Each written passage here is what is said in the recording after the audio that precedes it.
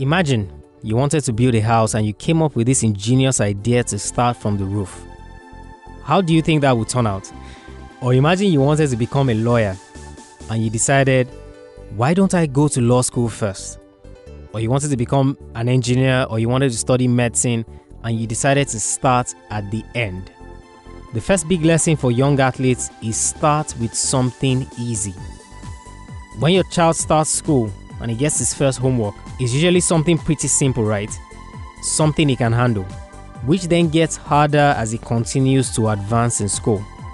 As an athlete, the number one way to build confidence is to start with something easy. You want to improve your technique? Start with juggling the ball for 2 minutes, then increase the time to 5 minutes, and then 10 minutes. Or say you play in the NFL and you wanted to practice your catching. Start with making a 1-yard catch, then increase the yards to 5 yards. Or say you play basketball. Start with making a free throw before moving on to making 3-pointers. When you start with something hard, more often than not, you would get discouraged and lose confidence because it would take longer. Growing up as children, we were fearless. We wanted to try the darnest and riskiest things. Imagine trying to ride a bicycle with no hands while going down a slope. Talk about not being afraid. Number 2 lesson, do not fear failure. As an athlete, there must be a balance between faith and fear. Believing to a point where you are not naive enough to neglect the work needed to be done, and courageous enough to not let the fear overpower you. So, what if the game goes against you? So, what if you lose? You'll pick yourself up and you will do better. It's safe to say that the fear of failure by an athlete is the beginning of the end, because if you are not careful, you would never get past that fear. Athletes must have talent, dedication, and desire to constantly work hard. Notice how these 3 are closely followed by one another. I am the first critic of athletes who believe only in their talent. It is the first recipe to failure. Dedication and a desire to constantly work hard are just as important, if not more. How do you go to a grocery store to buy groceries but you have no money on you?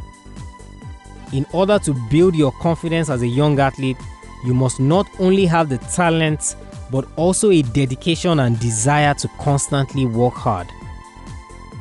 Imagine in high school, say grade 5 or 6, and you were on the debate team. Now, the way debate works is you are a team.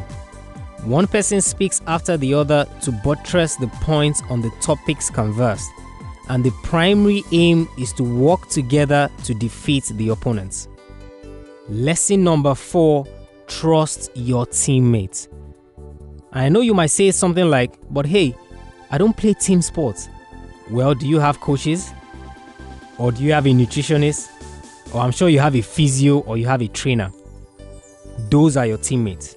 For those of you who play team sports, it's pretty straight to the point. If you do not trust your teammates, then you cannot build any confidence, because anything you do is not from a place of confidence, it is from a place of doubt. If you doubt something, you don't believe it. If you don't believe it, then you don't have any confidence in it at all. I'm sure you get the point.